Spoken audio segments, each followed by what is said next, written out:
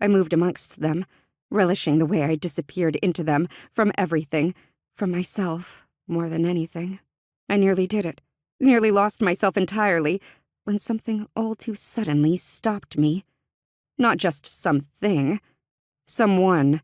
Caldemir blocked my path like an immovable pillar. His massive body was enough to halt my steps, but it was his face that froze me to the spot. The mountain court prince glared down at me from his considerable height, his face as unmoving and stony as the rocks that made up his home, but that simmering rage I'd come to expect from him was gone. In its place was something softer, something that flickered in his eyes when he looked at me, contrasted so fully beside him that I couldn't quite put a name to. It was so complete a contrast to what I saw when I was torn from that stony court of his, not so very long ago, that it banished any previous thoughts of disappearing. For a moment, I saw once more the creature from Lord Otto's estate. All this time in the realms of fairy, and I'd never yet found a fae that compared. He was pure danger, this prince. And yet, knowing all that, I felt no fear. It wasn't this that made my breath catch and my eyes lift to meet his. "What are you doing here?" "I should be asking the same thing." Saren's voice cut out above all the rest before Caldemir could give me my answer.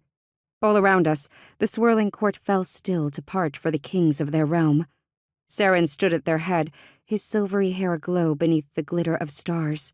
Armor grated as a guard stepped into place behind him, slowly overtaking the dark swathes of funeral dress until we were fully surrounded by the shine of their metal plate instead.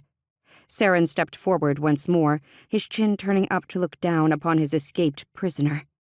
"What is this? Who let you out?" Behind him, Saren's sister, Itris, took a step forward, her movements suddenly hesitant.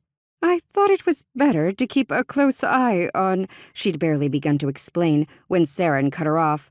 "Have we all entirely lost our minds?" I'd never heard him like this.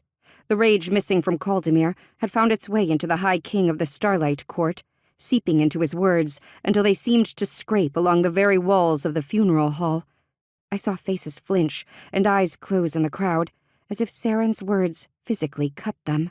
The High King's arms extended out to either side as he began a slow, seething turn around the circle. "We are no ordinary court of princes. We are a court of kings."